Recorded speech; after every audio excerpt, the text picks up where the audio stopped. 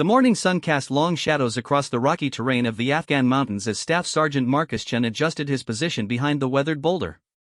His ghillie suit blended perfectly with the sparse vegetation and jagged stones that dotted the landscape.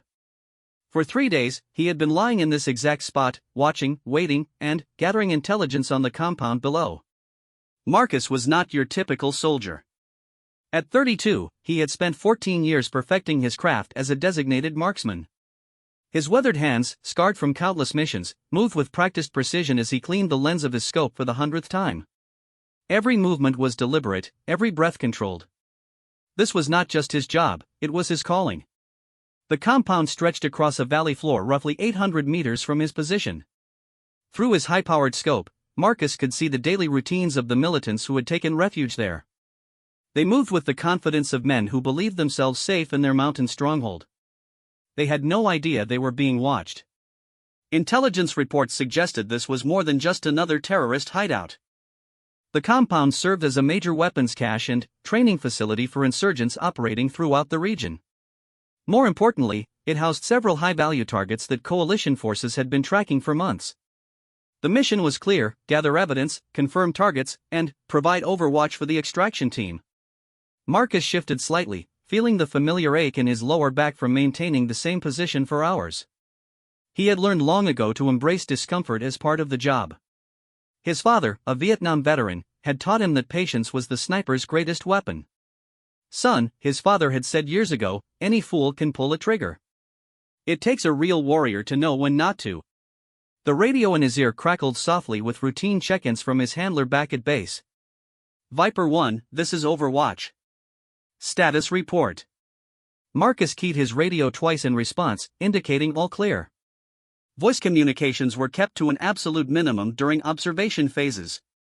The enemy had sophisticated listening equipment, and even the slightest radio chatter could compromise his position. Through his scope, Marcus watched a bearded man in his 40s emerge from the main building. According to the mission briefing, this was Ahmad Nazir, a bomb maker responsible for attacks that had killed dozens of coalition soldiers and countless civilians. Nazir moved with purpose, gesturing to several younger men who gathered around him in the courtyard. Marcus made mental notes of everything he observed. The number of guards, their weapons, their patrol patterns, and the layout of the compound. Every detail would be crucial for the team that would eventually move in to capture or eliminate the targets.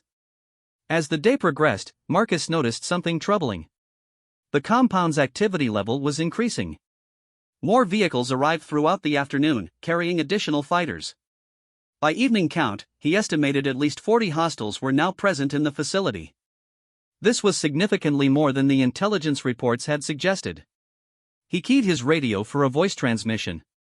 "Overwatch, Viper 1. Recommend immediate consultation. Package is significantly larger than anticipated. Copy that, Viper 1. Stand by for instructions."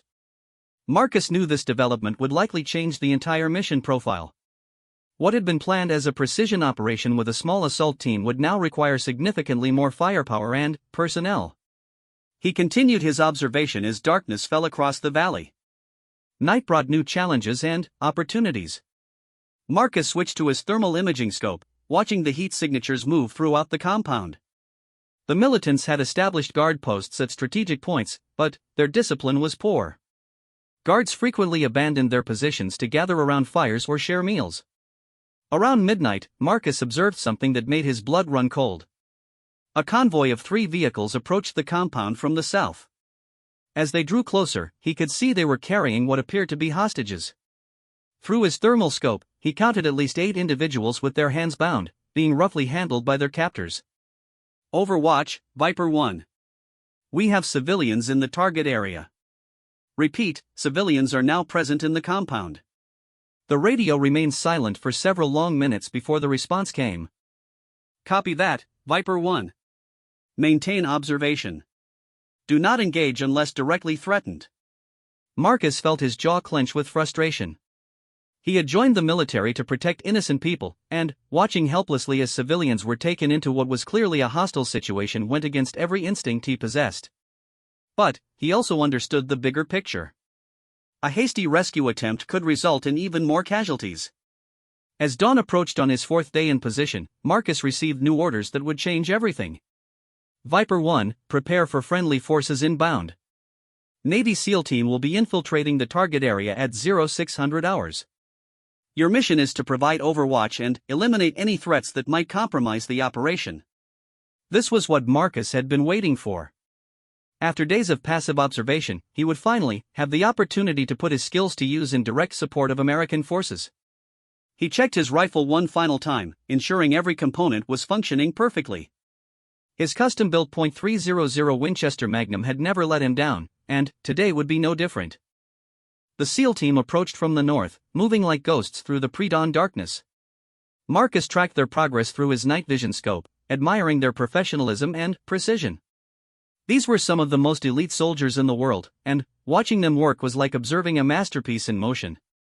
As the SEALs reached their staging area approximately 200 meters from the compound, Marcus could see the first signs of dawn beginning to break over the eastern mountains. The timing was perfect. The guard rotation would be changing soon, creating a brief window of opportunity when the compound's defenses would be at their weakest. Through his earpiece, Marcus heard the SEAL team leader's voice for the first time. Viper 1, this is Neptune 6. We are in position and ready to commence operation.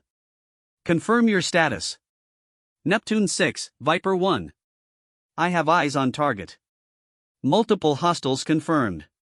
Civilians present in the main building. Guard rotation beginning now. Copy that, Viper 1. We're moving in. Keep us covered. Marcus watched through his scope as the SEAL team began their approach. They moved with incredible skill, using every piece of available cover to mask their advance. One by one, they neutralized the outer guards with suppressed weapons, each takedown executed with surgical precision. The operation was proceeding flawlessly until everything went wrong at once. A guard who should have been relieved 5 minutes earlier decided to take one more patrol around the perimeter. He rounded the corner of a storage building just as the lead SEAL was approaching the main entrance. The guard's shout of alarm shattered the morning silence, and, within seconds, the entire compound erupted in chaos. Automatic weapons fire echoed off the valley walls as militants poured out of buildings, seeking cover and returning fire. Marcus immediately switched to his daytime scope and began scanning for targets. The SEAL team had taken cover behind a low stone wall, but they were badly outnumbered and exposed. Through his radio, he could hear the team leader calling for immediate assistance. All units, this is Neptune 6. We are taking heavy fire and need immediate support. Multiple hostiles with automatic weapons. Civilians are still in the main building. Marcus centered his crosshairs on a militant who was firing from an elevated position near the main building. The man was approximately 850 meters away, well within Marcus's effective range. He controlled his breathing, feeling his heart rate slow as he entered the zone that every sniper knew. The wind was minimal, maybe 3 miles per hour from the west.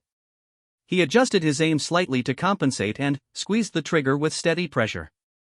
The rifle bucked against his shoulder, and, through his scope, he watched the militant drop from view. But there were too many targets, and the SEAL team was being overwhelmed. Marcus could see muzzle flashes from at least a dozen different positions around the compound. The SEALs were professional soldiers, but they were human beings facing impossible odds. Viper 1, this is Neptune 6. We need immediate extraction. Taking casualties and running low on ammunition. Marcus felt the familiar calm that always settled over him in moments of crisis. His father had told him that true warriors were forged in the crucible of impossible situations. This was his crucible, and he would not let his fellow Americans down. He began acquiring targets with methodical precision, prioritizing those who posed the greatest threat to the pinned-down SEAL team. Each shot had to count, not just for accuracy, but for psychological impact on the enemy. He needed to create enough chaos and confusion to give the SEALs a chance to reposition or withdraw. The morning sun was now fully visible above the mountains, casting harsh shadows across the battlefield. Through his scope, Marcus could see the face of every enemy fighter with crystal clarity. These were not faceless targets, they were human beings who had chosen to take up arms against everything he had sworn to protect. As he prepared for what would become the most important 5 shots of his life, Marcus thought briefly of his family back home. His wife Sarah would be getting their daughter Emma ready for school right now, probably worried about him as she did every day he was deployed. He had promised to come home to them, and he intended to keep that promise. But, first, he had a job to do. 5 shots that would determine whether American heroes lived or died. 5 shots that would test everything he had learned in 14 years of service. 5 shots that would define not just this mission, but his entire career as a soldier. Marcus chambered a fresh round and began to hunt. Through his scope, Marcus identified the most critical threats facing the SEAL team. The militants had established 3 primary firing positions that created an overlapping field of fire, effectively pinning down the American forces. A machine gun nest positioned in the compound's watchtower was laying down suppressive fire that prevented the SEALs from moving to better cover. Marcus shifted his aim toward the tower, where 2 militants were operating a Soviet-era PKM machine gun. The primary gunner was crouched behind the weapon, feeding ammunition while his partner spotted targets and directed fire. At 847 meters, this would be Marcus's longest shot of the engagement, but the elevated position made these fighters the most dangerous threat to the trapped Americans. The SEAL team's radio chatter had become increasingly urgent. Neptune 6 to all units, we have 1 wounded and limited movement options. Request immediate close air support or artillery. But Marcus knew air support was at least 20 minutes away, and artillery would risk hitting the civilian hostages. He was the only asset in position to make a difference right now. He centered his crosshairs on the machine gunner's chest, accounting for the slight upward angle and distance. The morning wind had picked up slightly, maybe 4 miles per hour now, requiring a minor adjustment to his point of aim. Through years of experience, these calculations had become instinctive. Marcus controlled his breathing, letting half the air out of his lungs before holding steady. His finger applied smooth, straight-back pressure on the trigger until the rifle fired. The .300 Winchester Magnum round traveled the distance in just over a second, striking the machine gunner's center mass and dropping him instantly. The second militant in the tower immediately grabbed the machine gun, trying to continue the suppressive fire. But his inexperience showed as he struggled to manage both the weapon and maintain situational awareness. Marcus had already chambered his next round and was tracking the new target. This shot required a slight adjustment as the new gunner had positioned himself differently behind the weapon. Marcus compensated and fired again. The second militant collapsed backward, the machine gun falling silent. Viper 1, outstanding work, came the voice of the SEAL team leader. 2 targets down in the tower. We're repositioning now. But Marcus was already identifying his next targets. 3 militants had taken positions behind a concrete barrier approximately 600 meters from the SEAL team's location. They were armed with AK-47 rifles and were directing accurate fire toward the Americans. One of them appeared to be coordinating the defense, shouting orders to fighters in other positions. Marcus shifted his scope toward this new threat. The leader of the 3-man team was the obvious priority target. Eliminating him would disrupt their coordination and likely cause confusion among the remaining fighters. At 623 meters, this was a more comfortable range for Marcus. The target was partially concealed behind the barrier but had exposed his upper torso while directing fire. Marcus steadied his aim and squeezed the trigger. The shot struck the militant in the upper chest, spinning him around before he collapsed behind the barrier. The 2 remaining fighters immediately lost their coordination. One broke cover and began running toward a different position, while the other hunkered down behind the barrier and stopped returning effective fire. The SEAL team took advantage of this disruption to advance to better cover. Moving to secondary position, the SEAL team leader reported. Civilian hostages confirmed in the main building. We need to breach and clear before reinforcements arrive. Marcus knew the SEALs were operating under extreme time pressure. Intelligence suggested additional militant forces were within an hour of the compound. If this operation didn't conclude soon, the Americans would be facing overwhelming odds. Through his scope, Marcus observed the remaining militants regrouping. They had recognized that someone was picking off their key personnel from long range, and several fighters were now scanning the hillsides, trying to locate his position. Marcus remained perfectly still, trusting his camouflage and position to keep him concealed. A new threat emerged as 3 militants established a firing position near the compound's main entrance.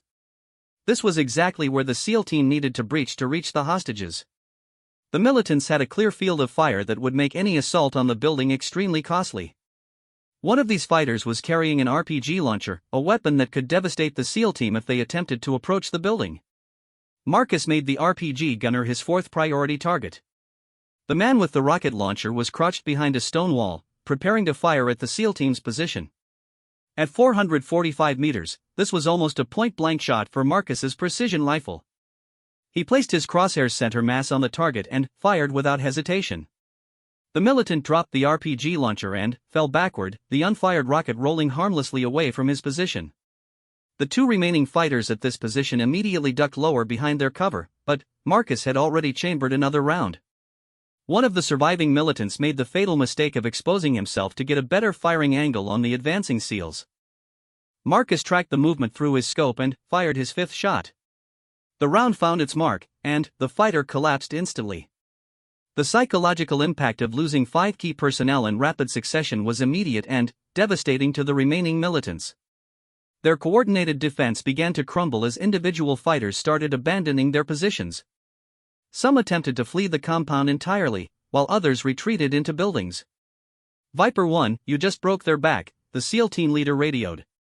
"We're moving on the main building now." Marcus continued providing overwatch as the SEAL team advanced toward the structure holding the civilian hostages. Through his scope, he could see the professionalism and courage these warriors displayed as they approached what remained an extremely dangerous situation. The SEALs reached the main building and began their breach procedures. Marcus watched as they positioned explosive charges on the door while other team members covered potential exit points. The coordination and teamwork displayed by these elite soldiers was remarkable to observe. Breaching in 3, 2, 1, came the radio call, followed immediately by the sharp crack of the explosive charge. The SEALs flowed into the building like water, each man knowing exactly where to go and what to do. Through his earpiece, Marcus could hear the sounds of the interior operation. Shouted commands in English, occasional bursts of automatic weapons fire, and the confused voices of the rescued hostages. The entire breach and clear operation took less than 4 minutes. Neptune 6 to all units, building secure. 8 civilian hostages recovered alive and uninjured. 3 hostile Kia inside the structure. Preparing for extraction. Marcus felt a wave of relief wash over him. The mission had succeeded. The hostages were safe, the SEAL team was intact, and the terrorist cell had been effectively neutralized. His 5 shots had made the difference between success and disaster. But the operation wasn't over yet. Marcus maintained his position and continued scanning for threats as the SEAL team prepared to evacuate with the rescued civilians. Intelligence indicated that reinforcements might still arrive, and he would provide security until everyone was safely away from the area.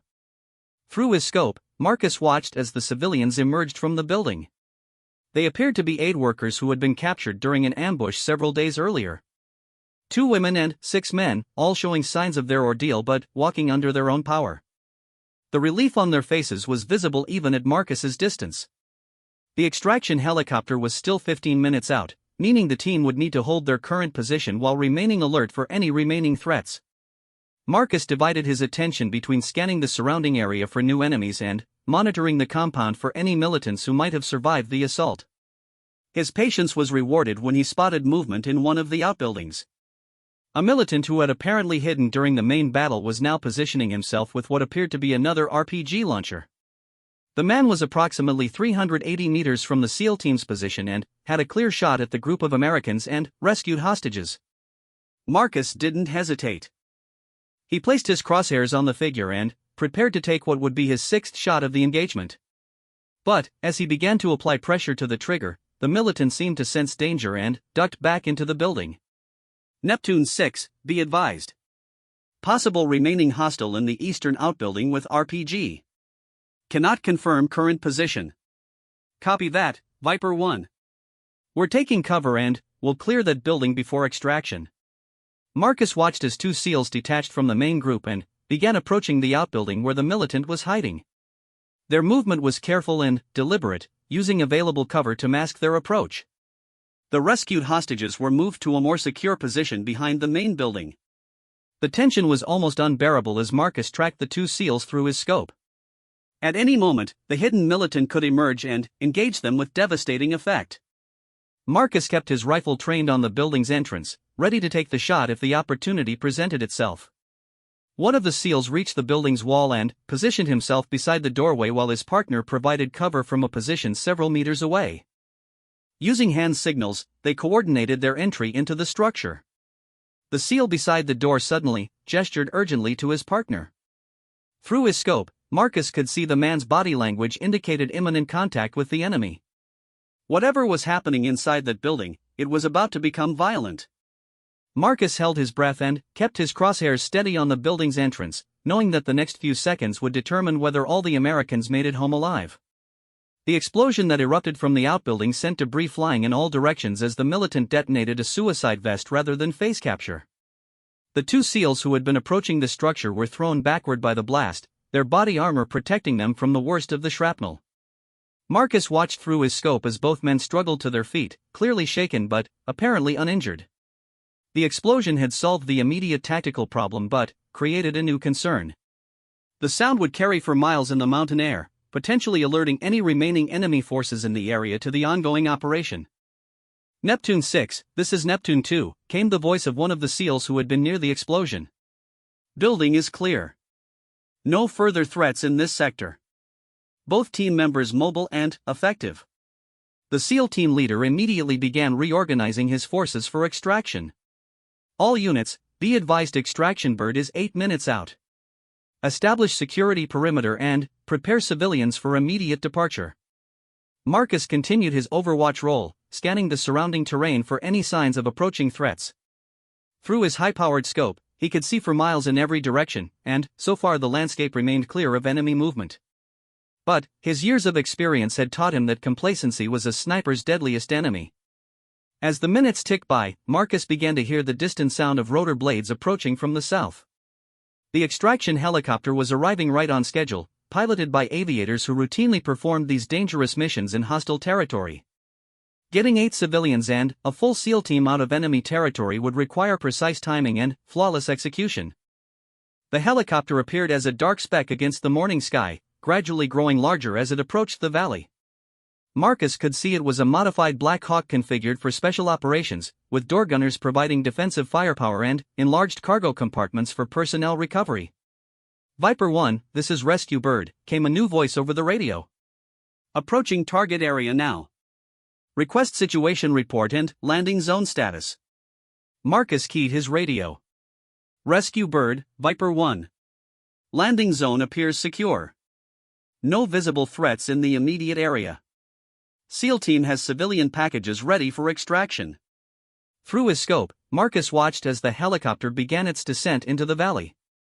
The pilot demonstrated exceptional skill as he navigated the aircraft between the surrounding peaks and brought it down in the small clearing the SEAL team had selected as their extraction point. The helicopter touched down in a cloud of dust and debris kicked up by its rotor wash. Immediately, the door gunners began scanning their assigned sectors while the rescued hostages were helped aboard the aircraft. The entire loading process took less than 3 minutes, demonstrating the professionalism and training of everyone involved. As the last SEAL climbed aboard the helicopter, Marcus began preparing for his own extraction. His mission was complete, but getting off the mountains safely would require careful planning. His position had been compromised by the extended engagement, and enemy forces might now be actively searching for him. The helicopter lifted off and began climbing toward the safety of higher altitude. Through his scope, Marcus watched it disappear over the southern ridge, carrying the rescued civilians and the SEAL team back to safety. A successful mission by any measure, but Marcus's work wasn't finished yet. His radio crackled with new instructions. Viper 1, this is Overwatch. Outstanding work today. Confirm your status and prepare for individual extraction. Secondary bird will be at your alternate LZ in 45 minutes. Marcus acknowledged the transmission and began the careful process of packing his equipment and preparing to move. Every piece of gear had to be accounted for, as leaving any evidence behind could compromise future operations or endanger local civilians who might be accused of cooperation with American forces. As he worked, Marcus reflected on the morning's events. 5 shots had neutralized 5 critical threats, allowing the SEAL team to successfully complete their mission and rescue 8 innocent civilians. It was exactly the kind of outcome that had drawn him to military service in the first place. But Marcus also understood the broader implications of what had happened. The terrorist cell operating from this compound had been planning attacks that could have killed dozens or even hundreds of innocent people. By disrupting their operations and eliminating key personnel, today's mission had undoubtedly saved lives far beyond the 8 hostages who had been rescued. The hike to his alternate extraction point would take approximately 30 minutes across difficult mountain terrain. Marcus shouldered his pack and began moving, using every bit of available cover to mask his movement. Even though the immediate threat had been neutralized, he remained alert for any signs of enemy activity. As he moved through the rocky landscape, Marcus thought about the phone call he would make to his wife Sarah once he returned to base. He would not be able to tell her the details of what had happened, but he could let her know that he was safe and that his work was making a difference. The weight of his rifle felt familiar and comforting as Marcus navigated between boulders and sparse vegetation. This weapon had served him faithfully through countless missions, and today it had performed flawlessly when it mattered most. Every hour spent cleaning and maintaining it, every round fired in practice, had contributed to the success of this morning's operation. 20 minutes into his movement, Marcus heard the distant sound of vehicles approaching from the north. Through his binoculars, he could see a convoy of 3 trucks carrying what appeared to be additional militant fighters. These were likely the reinforcements that intelligence had warned about, arriving too late to affect the outcome of the mission. Marcus quickened his pace while remaining careful not to compromise his concealment. The new arrivals would discover the aftermath of the battle and begin searching for any remaining American forces. Getting to his extraction point before they could organize an effective search was now critical. The terrain became increasingly difficult as Marcus climbed toward the ridgeline where his extraction helicopter would meet him. Loose rock and steep grades slowed his progress, but his physical conditioning allowed him to maintain a steady pace despite the challenging conditions. With 10 minutes remaining before his scheduled pickup, Marcus reached a position where he could observe his designated landing zone.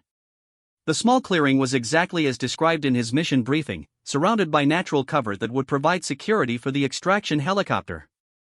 As Marcus established a security position overlooking the landing zone, he could hear the sound of automatic weapons fire echoing from the valley below. The newly arrived militants had discovered the compound and were apparently firing at shadows, their discipline poor and their tactics questionable. The sound of approaching rotor blades announced the arrival of his extraction helicopter.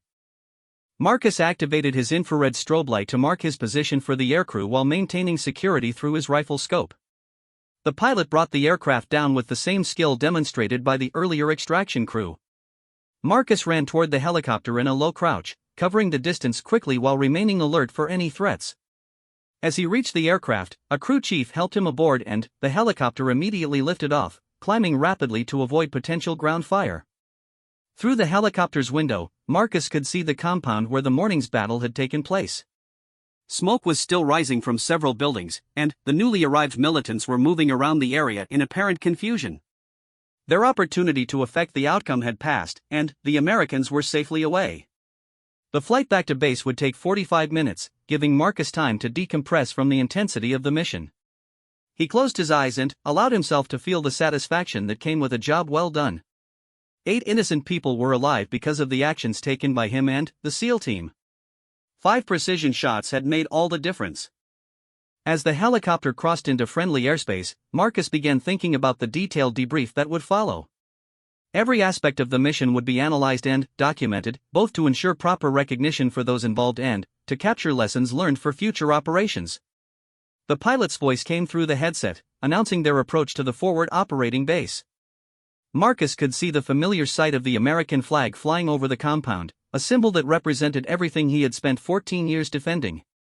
Upon landing, Marcus was met by his commanding officer and intelligence personnel who would conduct his immediate debrief. But, first, there would be a moment to simply stand on safe ground and appreciate the successful completion of another mission. The rescued hostages had already been processed through medical examination and were being prepared for transport home to their families. Their ordeal was over, and they would soon be reunited with loved ones who had spent days fearing the worst.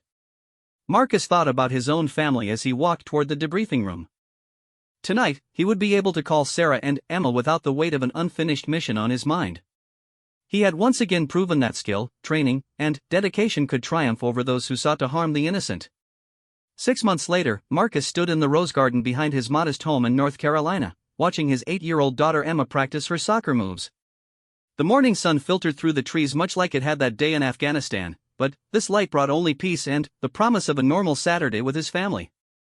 Sarah emerged from the kitchen with 2 cups of coffee, her smile warm and genuine as she handed one to Marcus. She had learned not to ask too many questions about his deployments, understanding that some stories could never be fully shared. But she could always tell when he returned from missions that had mattered, missions that had made a real difference. "Emma wants to show you her new trick," Sarah said, settling beside him on the wooden bench he had built last summer. "She's been practicing all week, waiting for you to get back." Marcus watched as his daughter balanced the soccer ball on her foot, then flicked it up to her knee and caught it cleanly.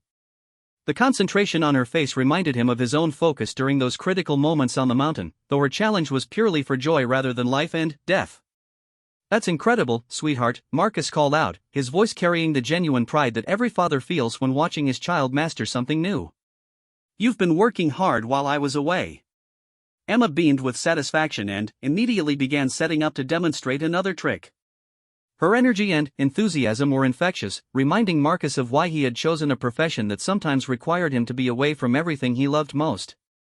The peaceful morning was interrupted by the ringing of Marcus's secure phone, a device that only activated for official military business. Sarah's expression tightened slightly, recognizing the implications of the call. Marcus checked the caller identification and saw it was his commanding officer. "Staff Sergeant Chen speaking, sir," Marcus answered formally, though he was technically on leave. "Marcus, I hope you're enjoying your time at home." Colonel Davidson's voice was warm but carried an undertone of official business. "I have some news that I thought you should hear directly from me rather than through official channels." Marcus felt his attention sharpen, though he kept his voice casual for his family's benefit. "What can I do for you, sir?" "The hostages you helped rescue in Afghanistan have been debriefed extensively by intelligence personnel. It turns out they witnessed the planning of several major attacks that were scheduled to take place across Europe and the Middle East. The information they provided has allowed Allied forces to prevent at least 4 separate terrorist operations." Marcus absorbed this information quietly, understanding the broader implications. His 5 shots had not only saved 8 lives directly but had potentially prevented the deaths of hundreds of innocent civilians who would have been targeted in the planned attacks. Furthermore, Colonel Davidson continued, "The SEAL team leader from that operation has submitted a recommendation for a Bronze Star with V device for your actions that day. The paperwork is working its way through channels, but I wanted you to know that your contribution has been properly recognized." Marcus felt a mix of pride and humility at the news. Military decorations were never the motivation for his actions, but recognition from his peers and superiors meant that his work was valued and understood. "Thank you, sir. I was just doing my job, but I appreciate the recognition."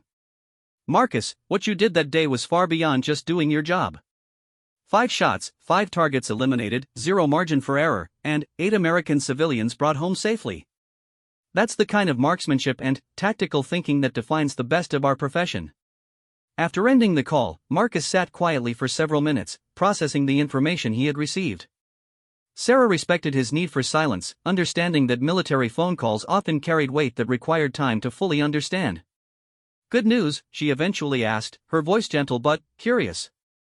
Marcus nodded, pulling her closer on the bench. "The people we helped rescue are safe, and the information they provided is preventing more attacks." "It was worth it." Sarah squeezed his hand, recognizing the significance of what he wasn't saying. She had been a military wife long enough to understand that success in Marcus's profession was often measured in lives saved rather than medals earned. Emma had grown tired of practicing soccer tricks and wandered over to her parents, sensing the serious tone of their conversation. "Daddy, are you sad about something?" Marcus lifted his daughter onto his lap, marveling at her perceptive nature. "Not sad, sweetheart. Just thinking about how important it is to protect people who need help. Like how you protect us." Emma asked with the straightforward logic that only children possess. "Exactly like that," Marcus replied, kissing the top of her head. "Sometimes protecting people means going far away, but it's always about making sure families like ours can be safe and happy." Emma seemed satisfied with this explanation and returned to her soccer ball, leaving her parents to enjoy the peaceful morning together. Marcus reflected on the strange dichotomy of his life, capable of lethal precision in combat situations, yet finding his greatest joy in these quiet domestic moments. Later that afternoon, Marcus received a video call from Lieutenant Commander Jackson, the SEAL team leader from the Afghanistan operation. The officer's face appeared on Marcus's laptop screen, his expression serious but warm. "Staff Sergeant Chen, I hope you don't mind me reaching out directly, but I wanted to thank you personally for what you did that day." Marcus was genuinely surprised by the call. "Not at all, sir. It was an honor to support your team. How are your men?" "Everyone made it home safely, which is largely due to your support. I've been in special operations for 12 years, and I've never seen marksmanship that precise under that kind of pressure. 5 shots, 5 critical targets eliminated, perfect timing on every engagement." The SEAL officer's praise meant more to Marcus than any formal decoration could.